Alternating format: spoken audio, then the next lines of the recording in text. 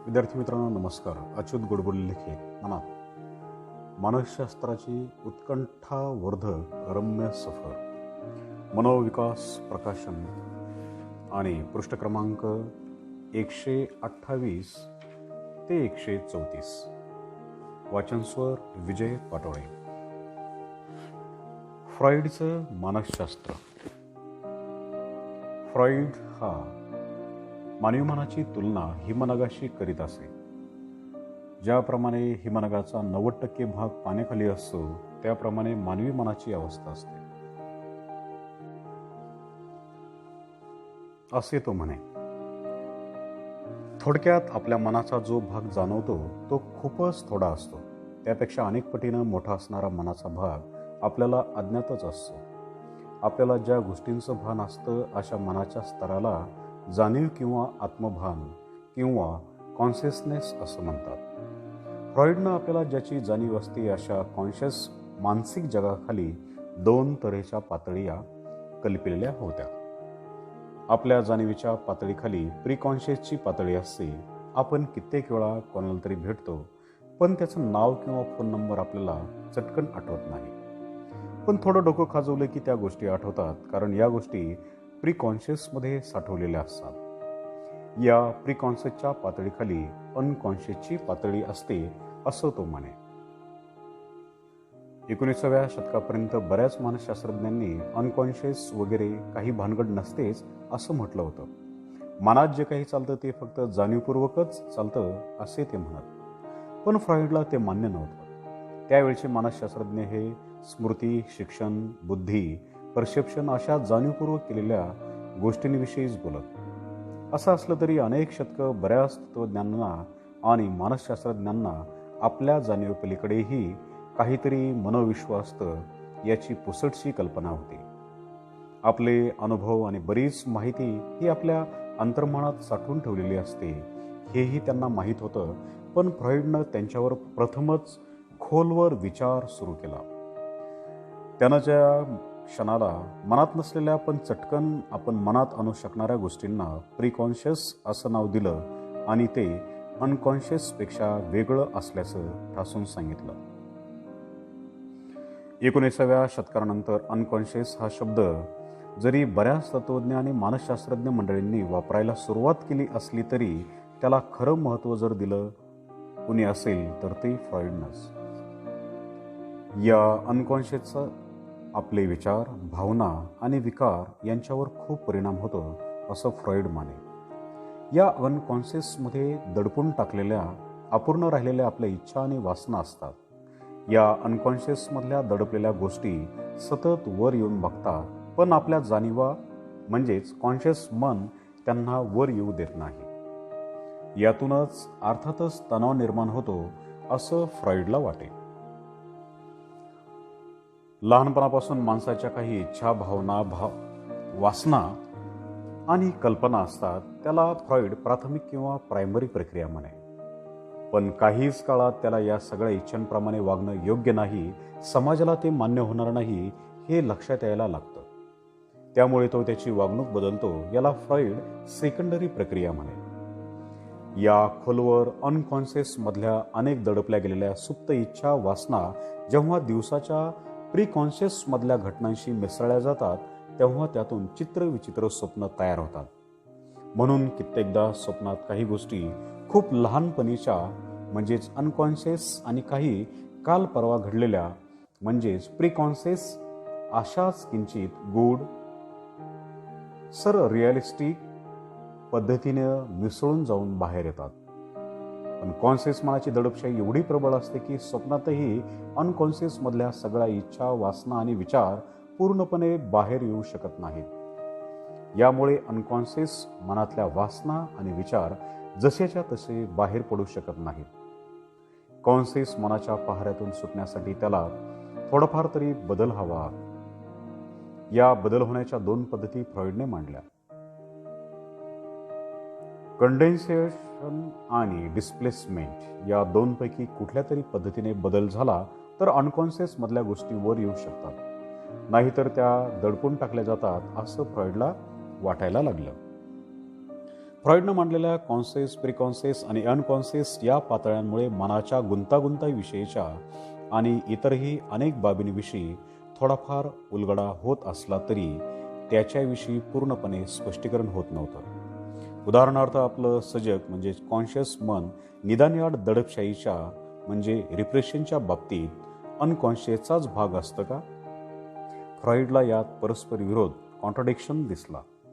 मग हे सोडवण्यासाठी फ्रॉइडनं इगो, ईड आणि सुपर युगोच्या कल्पना मांडल्या आणि कॉन्शियस, प्रिकॉन्शियस आणि अनकॉन्शियस याऐवजी तो ईड, युगो आणि सुपर युगो यांच्याच कल्पना त्याच्या विश्लेषणात वापरायला लागला. पण या कल्पना होत्या तरी कुठे? युगो या शब्दाचा लॅटिनमध्ये अर्थ होतो मी. 19व्या शतकाच्या मानसशास्त्रात हा शब्द बरेचदा वापरला जाईल, पण फ्रॉइडच्या मनाच्या मॉडेलमध्ये युगो म्हणजे मनाचा बाह्य भाग. आपल्या अनुभवातून आणि परसेप्शनमधून हा तयार होतो. या युगोतच जाणीव असते. हाच युगो अनकॉन्शियस मधल्या कल्पनांना, विचारांना आणि इच्छांना सतत धमकावत दाबून ठेवत असतो. बाह्य जगाला आणि समाजाला कुठल्याही व्यक्तीच्या मनाचा जो दृश्य भाग असतो तो युगोच असतो. सामाजिक रूढीरिवाजांचा या युगोवर जास्तीत जास्त परिणाम होत असतो. व्यक्तिमत्वाचा जो भाग त्या व्यक्तीच्या क्रिया आणि प्रतिक्रिया यातून प्रकट होत असतो त्याला फ्रॉइड युगो असं म्हणतो. थोडक्यात युगो हा बराचसा कॉन्शियस मनासारखा असतो. यातलं ईड हे बरंचसं अनकॉन्शियस सारखं असतं. ते आपल्या मनात उत्पन्न होणाऱ्या इच्छा पूर्ण कशा करायच्या याचं व्यवस्थापन करत मनाच्या तळाशी वावरणाऱ्या स्वाभाविक परिणामांना फ्रॉइड ईड असं म्हणतो. फ्रॉइडच्याच काळातला जॉर्ज ग्रॉडाइक या नीत्से या तत्वज्ञानाच्या प्रभावाखाली असलेल्या डॉक्टरनं ईड हा शब्द प्रथम वापरला होता. तो फ्रॉइडनं उचलला. सर्वप्रथम लहानपणी मुलांमध्ये हा ईडच असतो. त्यात बेलगाम इच्छा, वासना, इम्पल्सेस आणि पॅशन्स यांचं राज्य असतं. पण आजूबाजूचा समाज आणि त्याची मूल्य त्या इच्छा, वासना पूर्ण करू देत नाहीत. मग हळूहळू कालांतरानं या ईडवर युगोचा थर तयार होतो. त्यानंतर हा युगो त्यांच्यावर सतत लगाम ठेवत असतो. काही वेळा युगोला हा लगाम ठेवणं जमत नाही. मग त्यातून माणूस काहीतरी करून बसतो. त्यातून मग अपराधीपणाची भावना म्हणजेच गिल्ट निर्माण होतो. थोडक्यात युगो हा सुसंबंध असतो तर ईड हा असंबंध असतो. युगो हा विवेकवादी असतो तर ईड हा इम्पल्सिव्ह अविवेकवादी असतो. युगो हा वास्तववादी असतो. तो रिॲलिटी प्रिन्सिपलवर चालतो. तो ईड हा सतत सुखाच्या मागे असतो आणि तो प्लेजर प्रिन्सिपलवर चालतो. युगो हा मनाचा बाह्य पापुद्रा असतो तर ईड हा मनाच्या खोलवरचा गाभा असतो. युगो हा कल्पना, विचार, तत्व, कॉन्सेप्ट्स यांच्या भाषेत बोलतो तर ईड हा चिन्हांच्या म्हणजे सिम्बॉलिक भाषेत बोलतो असं फ्रॉइडला वाटे. युगो आणि ईड सोडून फ्रॉइड मनाची तिसरी पातळी म्हणजे सुपर युगोची. माणसावर नीतिमत्तेचं, मूल्यांचं, आदर्शाचं आणि ध्येयाचं दडपण असतंच. त्यामुळे प्रत्येक व्यक्तीवर एका ठराविक तऱ्हेनं वागण्याचं अलिखित बंधन असतं. याला फ्रॉइड सुपर युगो असं म्हणतो. कुठल्याही व्यक्तीला जे व्हायचं असतं, जो तिच्यापुढे आदर्श असतो त्याचं दर्शन सुपर युगोमध्ये दिसतं. यामध्येच नैतिकता, कर्तव्य, विश्वास वगैरे सर्व गोष्टी येतात. हा सुपर युगो युगोवर सतत नियंत्रण ठेवतो. सुपर युगो कायम व्यक्तीचं वास्तव्य, ती आता कशी आहे आणि त्याचे आदर्श म्हणजेच तिला काय व्हायचं यातला फरक दाखवत असतो. यामुळे ईड मधली ऊर्जा ही चॅनलाइज होऊन माणूस काहीतरी उच्च दर्जाचं करायची धडपड करतो. या प्रक्रियेलाच फ्रॉइड सबलिमिशन असं म्हणतो. यामुळेच माणसाच्या आतापर्यंतची कलेतली, संस्कृतीतली, साहित्यातील प्रगती झाली असं फ्रॉइडला वाटे. फ्रॉइडनं इडिपस कॉम्प्लेक्सची धक्कादायक कल्पना मांडली. याप्रमाणे प्रत्येक लहान मुलाला त्याच्या आईबद्दल लैंगिक आकर्षण वाटत असतं आणि त्याचमुळे त्याला त्याच्या वडिलांचा मत्सर वाटायला लागतो. इसवी सन 1897 साली फ्रॉइडनं रिव्हेंटिंग पॉवर ऑफ इडिपस रेक्स या नावाच्या लिहिलेल्या पत्रात हा शब्द प्रथम वापरला. ग्रीक नाटककार सोफोकल्स म्हणजेच ख्रिस्तपूर्व 496 ते 406 यानं लिहिलेल्या इडिपस रेक्स ही शोकांतिका फ्रॉइडला एवढी आवडली की त्यानं तोच शब्द वापरायला सुरुवात केली. खरं तर इडिपसच्या या शोकांतिकेची कहाणी वेगळीच होती. कोरॅन्थाचा पुत्र इडिपस याला एक देवदूत एक महाभयंकर भविष्यवाणी सांगतो. इडिपस आपल्या वडिलांचा खून करेल आणि त्याच्या आईबरोबरच लैंगिक संबंध ठेवेल अशी ती वाणी असते. हे ऐकून इडिपस थेब्स हे शहर सोडून पळून जातो. रस्त्यात त्याचा काही प्रवाशांबरोबर मोठा वाद होतो. हा वाद खूपच विकोपाला जातो आणि शेवटी चिडून इडिपस त्या सगळ्या प्रवाशांना मारून टाकतो. पण त्या प्रवाशांमध्येच अनेक वर्षापूर्वी ज्यांनी इडिपसला वारेवर सोडून दिलेलं असतं ते इडिपसचे वडीलही असतात आणि ते इडिपस करून मारले जातात. थोडक्यात इडिपसच्या बाबतीत देवदूताची भविष्यवाणी निम्मी खरी ठरते. यानंतर थेब्सचा नवीन राजा म्हणून इडिपसचा राज्याभिषेक होतो आणि तो तिथल्या जोकास्टा या विधवा राणीशी लग्न करतो. पण नंतर जोकास्टा ही आपली स्वतःचीच आई असल्याचं इडिपसच्या लक्षात येतं. म्हणजे देवदूताची भविष्यवाणी खोटी ठरवण्यासाठी पळून जाण्याचा प्रयत्न करत असतानाच इडिपस त्याची ती भविष्यवाणी पूर्णपणे खरी करतो. पुढे जोकास्टा आत्महत्या करते आणि इडिपस स्वतःचे डोळे टाचण्यांनी फोडून टाकतो. या गोष्टीत घडलेल्या घटना अनावधानानं घडलेल्या असतात. या गोष्टीत इडिपसला त्याच्या आईविषयी लैंगिक आकर्षण वगैरे काही वाटत नसतं. पण फ्रॉइडने तरीही या आकर्षणाला इडिपस कॉम्प्लेक्स हे नाव दिलं. 1910 साली a special type of object choice made by main हा प्रबंध लिहिला. त्यात हा शब्द वापरला होता. फ्रॉइडच्या मते आईविषयी वाटणाऱ्या लैंगिक आकर्षणामुळे लहान मूल सुप्तपणानं वडिलांचा द्वेष करायला लागतं, कारण वडील आता त्याचे प्रतिस्पर्धी म्हणून उभे राहतात. सुरुवातीला त्याला लैंगिक बाबतीतलं फारसं कळत नसतं. तोपर्यंत ही भावना निर्माण होत नाही. पण जेव्हा ते कळायला लागतं तेव्हा आपले आई वडील मिळून काहीतरी लैंगिक घाणघाण गोष्टी करतायत हे त्याला समजायला लागतं आणि तेव्हापासून त्याचे वडील हे त्याचे सुप्तपणे शत्रू बनतात. तो आईला वडिलांच्या खसाट्यातून सोडवण्याची दिवा स्वप्नही रंगवायला लागतो. पुढे नॉर्मल मूल या भावनेतून सुटका करून घेतात. यावेळी सबलिमिशन या प्रक्रियेतून या द्वेषाच्या भावनांचं आई वडील या दोघांवरच्या प्रेमात रूपांतर होतं. यातूनच त्याचा सुपर इगो तयार होतो अशी फ्रॉइडची थिअरी होती. मुलांविषयी फ्रॉइडनं बराच विचार केला होता, पण मुलींच्या मानसिकतेविषयी आणि लैंगिकतेविषयी त्यानं फारसा विचार केला नव्हता. मुलींना वडिलांविषयी लैंगिक आकर्षण वाटतं, पण त्याची प्रक्रिया वेगळ्या तऱ्हेची असते असं फ्रॉइडला वाटे. या बाबतीत त्याचा शिष्य कार्ल युंग याची मतं मात्र फ्रॉइडपेक्षा वेगळी होती. मुलींची लैंगिक वाढ मुलांसारखीच होते असं युंगचं मत होतं. त्यानं त्यासाठी 1913 साली इलेक्ट्रा कॉम्प्लेक्स नावाचा शब्दही वापरला. इलेक्ट्राच्या ग्रीक कहाणीवरूनच युंगनं ही कल्पना मांडली होती. या कहाणीप्रमाणे राजा ॲगोमेनॉन आणि राणी क्लायटेम्नेस्ट्रा यांची इलेक्ट्रा ही मुलगी असते. तिचा ऑरेस्टस नावाचा भाऊही असतो. राणी क्लायटेम्नेस्ट्रा आणि तिचा प्रियकर आणि इलेक्ट्राचे नंतरचे सावत्र वडील एजिस्थस हे दोघे मिळून इलेक्ट्राच्या वडिलांचा खून करतात. यामुळे इलेक्ट्रा आपल्या भावाच्या मदतीने आईचा खून करते. या कथानकावरून इलेक्ट्रा या नावाची शोकांतिका रचली होती. फ्रॉइडला इलेक्ट्रा हा शब्द आवडत नसे. तो यासाठी फेमिनाईन इडिपस ॲटिट्यूड शब्द वापरे. 20व्या शतकाच्या सुरुवातीपासून वर्षात फ्रॉइडनं पूर्ण केलेल्या पुस्तकांपैकी 2 पुस्तके खूप गाजली आणि ती महत्त्वाची ठरली. ती म्हणजे the psychopathology of everyday life आणि दुसरं म्हणजे 3 essays on the theory of sexuality. यातलं पहिले म्हणजे the psychopathology of everyday life हे 1901 साली प्रकाशित झालं. आपण कुठल्या गोष्टी विसरतो आणि त्या का विसरतो, बोलताना चुका का करतो आणि या चुकांमध्ये काही अर्थ दडलेला असतो का, दैनंदिन आयुष्यात आपल्याला आढळणाऱ्या अनेक गोष्टींची त्यात चर्चा केलेली असते.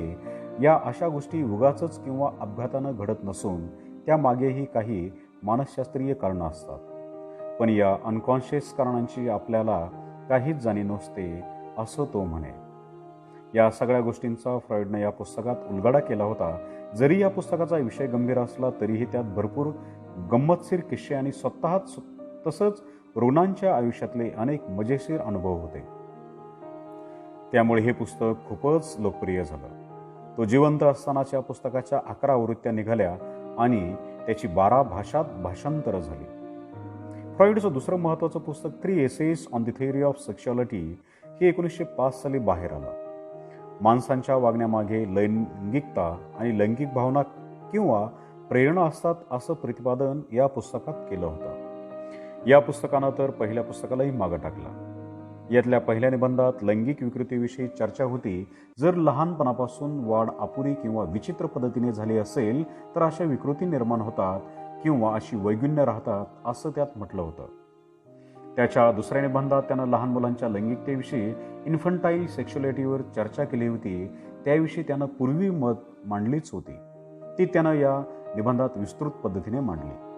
सगळी माणसं या जन्मापासून विकृत असतात, पण पुढे जर मुलांची निरोगी तऱ्हेनं वाढ झाली तर लैंगिक विकृतीवर मात मिळवता येते असं त्यात सांगितलं जातं. तिसऱ्या निबंधात वयात आल्यावर आपल्या लैंगिकतेमध्ये कसे आणि काय बदल घडून येतात याविषयी लिहिलं होतं. मुलगा आणि मुलगी यांच्या वागणुकीत फरक का आणि कसा पडत जातो याविषयी या निबंधात चर्चा केली होती. लहान मुलांच्या लैंगिकतेविषयी म्हणजेच इन्फंटाईल सेक्शुअलिटीची फ्रॉइडची कल्पना खूप महत्त्वाची आणि वादग्रस्त मानली जाते. 1905 सालापर्यंत त्याच्या मनात याविषयीचे विचार येत असले तरी ते फ्रॉइडने त्याच्या 3 एसेसमध्ये प्रथमच इतक्या उघडपणे आणि धीटपणे मांडले. लहान मुलाला जन्मापासूनच लैंगिक प्रवृत्ती असतात असं मांडून त्यानं वैचारिक विश्वामध्ये खळबळ माजून दिली. या लैंगिकतेला तो लिबिडो म्हणत असे. लहान मुलाच्या शरीराच्या कुठल्याही भागाला हळूवार स्पर्श केल्याने त्याला जो आनंद मिळतो त्याचंही लैंगिकच स्वरूप असतं असं तो म्हणे. उदाहरणार्थ त्याच्यामध्ये सगळ्यात सुरुवातीला जेव्हा मुलगा स्तनपान करत असतो किंवा त्यानंतर तो खाणं चालू करतो तेव्हा तोंड या अवयवामार्फत त्याला लैंगिक सुखच मिळत असते. याला तोंडाचा टप्पा ओरल फेज असं फ्रॉइड म्हणतो. जेव्हा मूल हे 1.5 ते 3 या वयाचं होतं तेव्हा त्याचं गुदद्वार हे लैंगिक सुखाचा मार्ग ठरतं. ज्या वेळेला मूल हे आपली शी आवरून धरतं त्यावेळेला सुद्धा त्याला एक वेगळ्या तऱ्हेचं लैंगिक सुखच मिळत असतं. याला ॲनल फेज असं फ्रॉइड म्हणतो. जेव्हा मूल 3 ते 6 वर्षांचं होतं तेव्हा ते स्वतःच्या लैंगिक अवयवांबरोबर खेळायला लागतं आणि स्वतःला उत्तेजित करण्याचा प्रयत्न करतं. त्यावेळी सुद्धा मुलाला लैंगिक सुखच मिळत असतं. याला फॅलिक फेज असं फ्रॉइड म्हणतो. पण आई वडील मात्र या सगळ्या गोष्टींवर करडी नजर ठेवून असतात आणि मुलाला चांगलं टॉयलेट ट्रेन करणं, इतर गोष्टी करू न देणं अशा गोष्टी शिकवतात. कालांतरानं स्तनपानही बंद होतं आणि त्यामुळे शरीराच्या इतर भागांमुळे मिळणारं लैंगिक सुख कमी होऊन ते फक्त जननेंद्रियावरच केंद्रित होतं. पण मुलांची वाढ होताना चुका झाल्यावर त्याचे परिणाम मोठं झाल्यावर दिसायला लागतात.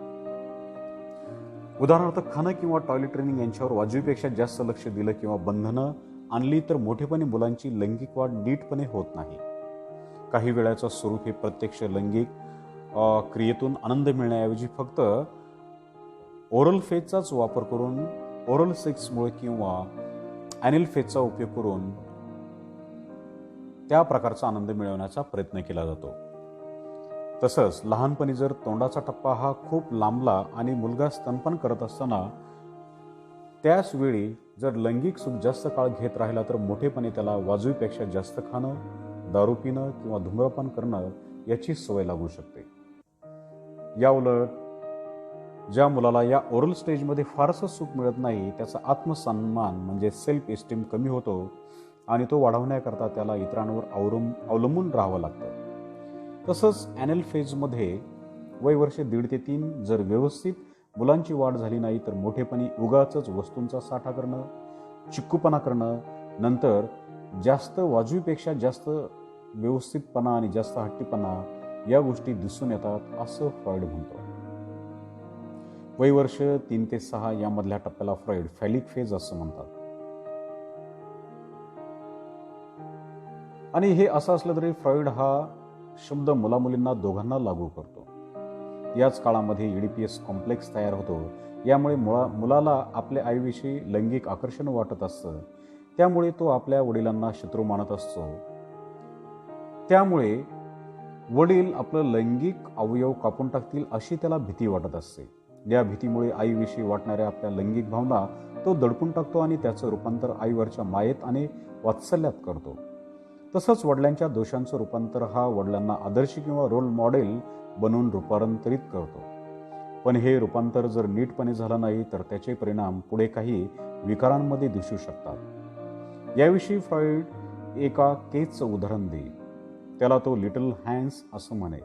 या केसमध्ये एका मुलाला रस्त्यावरून जायची भीती वाटत होती, कारण रस्त्यावर गेल्यावर तिथले घोडे आपल्याला चावतील असं त्याला वाटत असं. फ्रॉइडने खोलवर चौकशी करता त्याच्या असं लक्षात आलं की इडिपियस कॉम्प्लेक्समुळं त्याला आईविषयी आकर्षण आणि वडिलांविषयी द्वेष वाटत असावा. आणखी खोलवर गेल्यावर त्याला लक्षात आलं की लहानपणी वडील त्याला घोडाघोडा करून खेळवायचे, तेव्हा वडील घोडा व्हायचे आणि त्याच्या पाठीवरचा हा मुलगा बसायचा. म्हणूनच वडिलांच्या द्वेषांचं रूपांतर या घोड्याबद्दलच्या भीतीनं घेतलं होतं आणि आपलं वडील लैंगिक अवयव कापून टाकतील, कॅस्ट्रेशन या भीतीचं रूपांतर घोड्यानं चावण्याच्या भीतीमध्ये रूपांतरित झालं होतं. मुलींच्या बाबतीत हे सगळं थोडं वेगळ्या रीतीनं घडतं. एक तर मुलांसारखं आपल्याला लैंगिक अवयव नाही म्हणून तिला असूया वाटत असतेच, आणि आपल्याला आपल्या आईनं असलेले जे लिंग नसलेलं जन्माला घातलेलं किंवा ते असूनही नंतर ते छाटू दिलं अशा कल्पनेने ती आपल्या आईला दोष करायला लागते. हे जे आपलं नुकसान झालेलं आहे हे भरून काढण्यासाठी आपल्याला आपल्याच वडिलांपासून मूल व्हावं अशी ती सुप्त इच्छा बाळगायला लागते आणि तशी स्वप्नही बघायला लागते. पण हे सगळं शक्य नसतं. त्यामुळे ती आईवडिलांशी जुळवून घेते. त्यामुळे आपली चिंता वाढते. असा आईवरचा विश्वास, आपला द्वेष कमी करून ती आईसारखंच बनण्याचा प्रयत्न करते. पण आपल्याला पुरुषांसारखा लैंगिक अवयव नसल्याने तिची भावना तिच्यावर आयुष्यभर परिणाम करत राहते. एकंदरीत मुली म्हणजे अपयशी ठरलेली मुलं किंवा मोठी बाई म्हणजेच लैंगिक अवयव काढून टाकलेलं आहे असा मोठा माणूस. अशाच तऱ्हेनं फ्रॉइडनं मुलींकडे किंवा स्त्रियांकडे बघितलं. अर्थातच हे चूक होतं. त्यावेळच्या पुरुषप्रधान संस्कृतीचाही हा परिणाम होता अशी त्याच्यावर टीका झाली. एकंदरीतच फ्रॉइडला स्त्रियांचं मानसशास्त्र हे फारसं उलगडलंच नाही असं बरेच जण म्हणतात, आणि फ्रॉइडलाही बरेचदा तसंच वाटायचं. इतकी वर्ष इतकं मोठं संशोधन करूनही स्त्रीला खरं म्हणजे हवं तरी काय, व्हॉट डज वुमन वॉन्ट, असंच फ्रॉइडनं शेवटी विचारलं होतं. अशाच नावाचा अगदी अलीकडे एक चित्रपटही निघाला होता. या फॅलिक फेजनंतर मुलगा जेव्हा 12 वर्षाचा म्हणजे टीनेजर होतो तेव्हा त्याच्यात हार्मोनल बदल व्हायला लागतात आणि तो पौगंडावस्थेत जातो. यावेळेला मात्र त्याच्या लैंगिक भावना वाढीला लागतात. आतापर्यंत दडपून ठेवलेल्या लैंगिक भावना बाह्य स्वरूप धारण करतात आणि त्या विरुद्ध लिंगी व्यक्तीकडे आकर्षित व्हायला लागतात. या टप्प्याला फ्रॉइड लैंगिक टप्पा म्हणजे जिनायटल फेज असं म्हणतो. अशा तऱ्हेने मौखिक, गुदद्वाराचा, शिश्नाचा आणि लैंगिक असे फ्रॉइडने माणसाच्या वाढीचे 4 टप्पे मांडले. या तीनही निबंधात लहान मुलांच्या लैंगिकतेविषयी उघडपणे आणि निर्भीडतेने लिहिलं होतं. हे वाचून युरोप आणि अमेरिका इथला उच्चभ्रू, पापभ्रू, नैतिकता पाळणारा भोंदू मध्यमवर्ग हादरून गेला. फ्रॉइड हा लैंगिक विचारांनी बरबटलेल्या घाणेरड्या विचारांचा आहे अशी त्याच्यावर टीका झाली. त्याच्या पुस्तकांना तर कित्येक जण पोर्नोग्राफी म्हणायला लागले. यामुळे मानसशास्त्राशी काही संबंध नसलेल्या कित्येक आंबट शौकीनांनी बावळटपणे फ्रॉइडची पुस्तके उगाच चोरून चोरून वाचायला सुरुवात केली. पण या अशा विचित्र आणि अवघड बोजड शब्दांच्या पोर्नोग्राफीनं उत्तेजित होण्याऐवजी विचार करून डोकं दुखायला लागलं, म्हणून बहुतेकांनी ते तितक्यात चटकन बाजूलाही ठेवलं. या निबंधांनी फ्रॉइडचं नाव अनेक दशकं खराब केलं. विशेषतः अशिक्षित लोकांमध्ये फ्रॉइड म्हणजे काहीतरी वाईट घाणेरडा लिहिणारा अशीच त्याची ओळख व्हायला लागली. बिचारा निरागस निरापराधी मुलांविषयी हा वाईट अनैतिक लिहून त्यांची बदनामी करतोय असं बऱ्याच जणांना वाटायला लागलं. पण मानसशास्त्रीय वर्तुळात मात्र त्याच्या थेरीजविषयी बरीच चर्चा झाली. या पुस्तकाचं पुनर्मुद्रण बऱ्याच वेळा झालं आणि त्याची 9 भाषांत भाषांतरही झाली.